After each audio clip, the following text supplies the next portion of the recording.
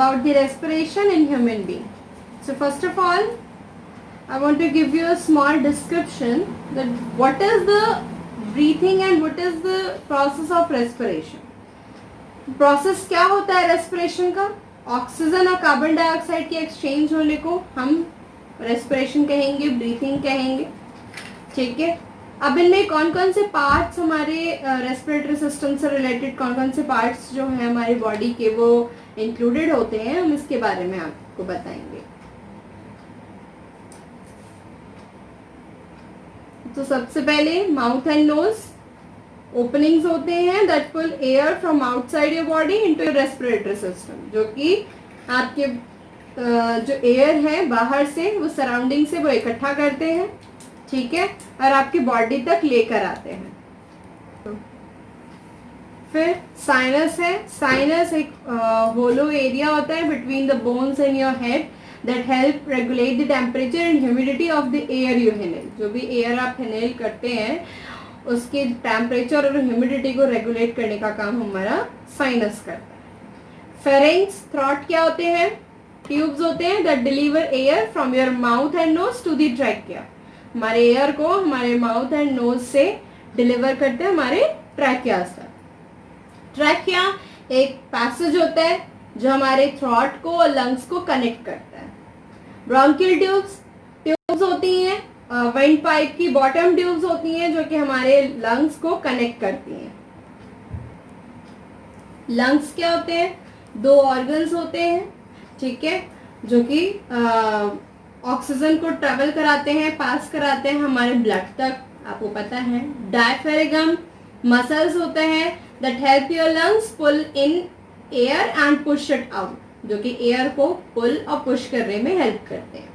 Ribs क्या होती हैं? बोन्स होती हैं जो सराउंडेड रहती हैं और प्रोटेक्ट करती हैं हमारे लंग्स को भी और हमारे हार्ट को भी, क्योंकि बहुत ही डेलिकेटेड होते हैं दोनों, तो उनको उन्हें बहुत प्रोटेक्शन की ज़रूरत होती है, तो इसीलिए रिब्स जो होती हैं वो सराउंडेड होती हैं आगे से.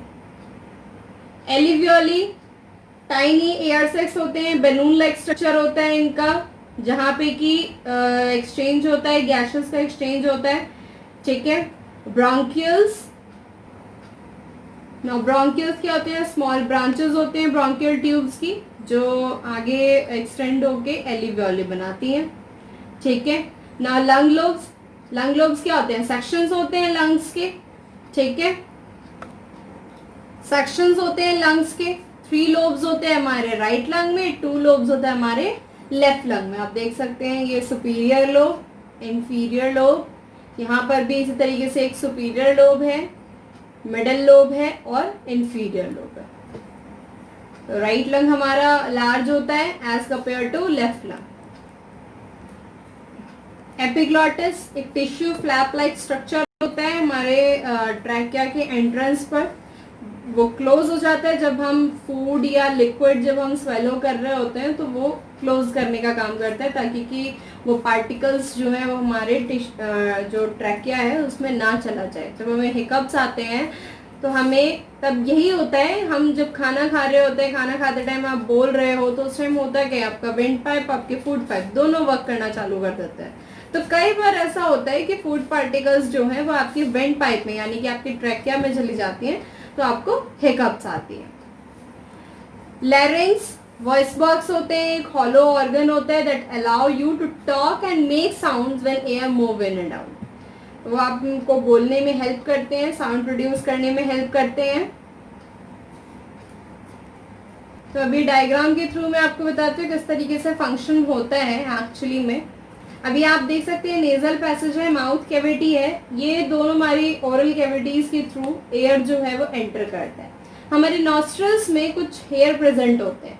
वो जो हेयर होते हैं हमारे एयर जो एयर्स हैं जो हम अभी जो हम ऑक्सीजन लेने वाले हैं उस एयर को क्लीन करते हैं, उससे डस्ट पार्टिकल्स को क्लीन करते हैं. फिर एयर हमारे फेरिंग्स से होते हुए हमारी ट्रैकियाज में जाती है. ट्रैकिया यानी कि हमारी विंड पाइप, जो हमारी विंड पाइप है वो रिंग्स ऑफ कार्टिलेजेस की बनी होती है. वो क्यों बनी होती है? ताकि कि एयर आपस में कोलैप्स ना कर जाए. कार्टिलेज क्या होते हैं? फॉल्स बोन होती है, जो कि सॉफ्ट बोन भी कह सकते हैं हम उसे, जो कि हमारे आउटर ईयर पिना पे प्रेजेंट होती है, बहुत ही सॉफ्ट लचीली होती है, इसलिए हम इनको कार्टिलेज कहते हैं। तो रिंग्स ऑफ कार्टिलेजेस होते हैं ताकि कि एयर आपस में कोलैप्स ना कर जाए। देन फिर एयर जो है हमारे ब्रोंकाई में एंटर करती है, फिर ब्रोंकाई आपस में फिर नीचे एक्सटेंड होती है और एक्सटेंड होके एक बलून लाइक स्ट्रक्चर बनाती है, उस एली वॉयली कहते हैं उसे हम, और उस एली वॉयली में एयर चला जाता है। देख सकते हैं कुछ इस तरीके से एली वॉयली का स्ट्रक्चर होता है। ये एली वॉयलीज है, ठीक है। इनमें होता क्या है, ये जो एली वॉयली है ना वो बहुत ही एक्सटेंसिवली ब्लड वेसल्स के साथ कनेक्ट होती है, ठीक है। अब जो भी ब्लड वेसल्स हमारे बॉडी से डीऑक्सीजनेटेड ब्लड लेकर आती हैं वो यहाँ पर आती हैं ऑक्सीजनेट होने को। एक्चुअली में यहाँ पर ऑक्सीजन, ये ऑक्सीजन रिच हो गया। अभी अब जब हमने एयर इनहेल किया तो हमारे जो ये एली वॉयलीज है वो ऑक्सीजन रिच हो गया है। तो ऑक्सीजन क्या होगा, यहाँ से ट्रांसफर हो जाएगा हमारे ब्लड वेसल्स में। ब्लड वेसल्स से कहाँ चला जाएगा, हमारे टिश्यूज को ऑक्सीजन देने के लिए चला जाएगा। अब हमारे टिश्यूज से जो CO2 है वो वहां से एंटर होगा हमारे ब्लड वेसल्स के थ्रू। वही CO2 जो है वो कहाँ आ जाएगा, हमारे एली वॉयली में आ जाएगा। अब एली वॉयली से CO2 फिर रिलीज आउट हो जाएगा, ठीक है। अब जब हम एयर इनहेल करते हैं तो होते क्या है, हमारे जो रिब्स होते हैं वो लिफ्ट हो जाते हैं, ठीक है, और हमारी जो डायफ्रागम है वो फ्लैट हो जाती है। जब डायफ्रागम हमारा फ्लैट हो गया, रिब्स हमारे लिफ्ट अप हो गए, तो फिर हमारे जो हमारे लंग्स होती है उनका एरिया जो है वो लार्ज हो जाता है, बड़ा हो जाता है। वो जितना बड़ा होता है उतनी ही ज्यादा अमाउंट में ऑक्सीजन वो एक ही बार में सक कर लेता है, ठीक है। और वो जो ऑक्सीजन है अब वो ट्रेवल करते हैं हमारे एल्वियोलिस में जाते हैं, वहां से ब्लड वेसल्स में जाती है, ब्लड वेसल्स से हमारे टिश्यूज तक जाती है। ड्यूरिंग दिस ब्रीथिंग साइकिल, जब ये ब्रीथिंग साइकिल चल रहा होता है तो एक रेसिडुअल वॉल्यूम में जो एयर है वो हमारे लंग्स में रहना जरूरी है ताकि कि एक सफिशिएंट टाइम हो ऑक्सीजन को लेने के लिए भी और कार्बन डाइऑक्साइड को यहाँ से रिलीज करने के लिए भी, ठीक है। यानी इनहेल और एक्सहेल में ज्यादा टाइम ना लगे, इसलिए रेसिडुअल वॉल्यूम में एयर जो है हमारे जो हमारे एल्वियोलिस हैं यहाँ पे जरूरी है कि रहते ही, ठीक है। अब जानते हैं कि जैसे बॉडी का साइज होता है एनिमल का बहुत ही ज्यादा बड़ा होता है बॉडी का साइज, तो खाली डिफ्यूजन प्रोसेस से तो एयर पूरी बॉडी में ट्रेवल करना इम्पॉसिबल था। तो होता क्या है कि इसी एयर को ट्रेवल कराने के लिए एक रेस्पिरेटरी पिगमेंट बनाया गया। जो रेस्पिरेटरी पिगमेंट जो है वो ऑक्सीजन को हमारे लंग्स से कैरी करता है और हमारे टिश्यूज तक लेकर जाता है। इसी रेस्पिरेटरी पिगमेंट का नाम है हीमोग्लोबिन। हीमोग्लोबिन क्या करता है, ऑक्सीजन के साथ कंबाइंड होता है और ऑक्सीजन को हमारे सेल्स तक लेकर जाता है। तो हीमोग्लोबिन जो है हमारे आरबीसीज में प्रेजेंट होते हैं, ठीक है। आरबीसीज एक रेड कलर देता है हमारे ब्लड को और ये पिगमेंट प्रेजेंट होता है। इसकी बहुत ही ज्यादा हाई एफिनिटी होती है ऑक्सीजन की तरफ, इसलिए ये ऑक्सीजन को हमारी पूरी बॉडी में ट्रेवल कराता है। अब ऑक्सीजन तो ऐसे ट्रेवल करता है, CO2 कैसे करता है? CO2 जो है वो बहुत ही ज्यादा सॉल्युबल होता है वाटर में, बट ऑक्सीजन ऐसा नहीं होता।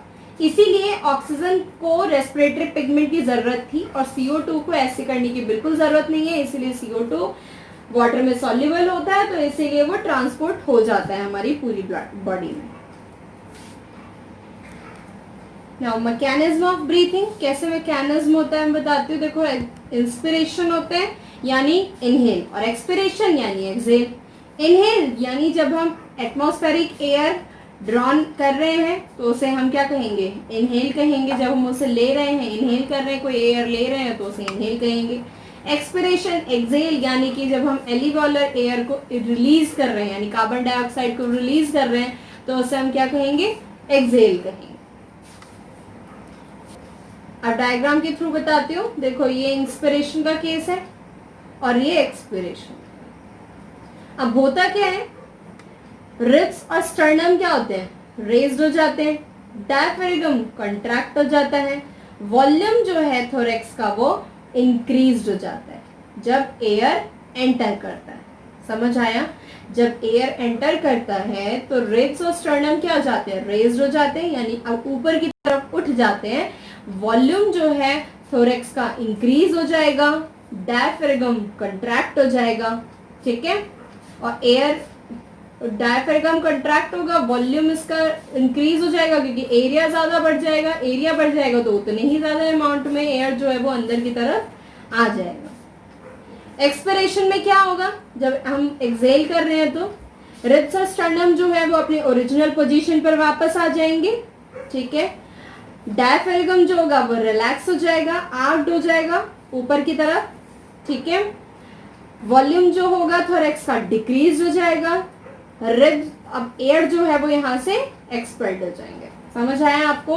रिब्स और स्टर्नम क्या हो जाएंगे, ओरिजिनल पोजीशन पर वापस आ जाएंगे, डायफ्रागम रिलीज हो जाएगा और ऊपर की तरफ आर्क्ड हो जाएगा, एक आर्क शेप ले लेगा, ठीक है। उसके बाद वॉल्यूम जो है थोरेक्स का डिक्रीज हो जाएगा, एयर जो है वो एक्सपेंड हो जाएगा। Now disorders of respiratory system, कौन कौन से डिसऑर्डर्स होते हैं? देखो, एलर्जीज होती हैं, जब हम कोई डस्ट पार्टिकल्स या कुछ पॉलन है, कुछ मोल्ड है, सब कुछ हम इनहेल कर लेते हैं तो रेस्पिरेटरी एलर्जीज होती हैं, ठीक है।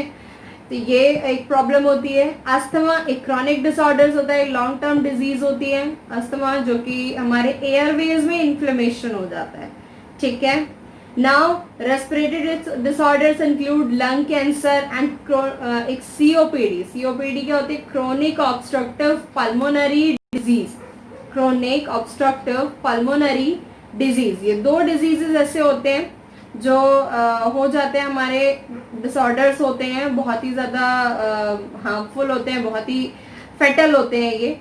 Ageing, lung capacity decreases as you get older. जैसे जैसे हम ओल्ड होते चले जाते हैं, हमारी एज बढ़ती चली जाती है, तो हमारे लंग की कैपेसिटी जो है वो डिक्रीज हो जाती है, ठीक है। नाउ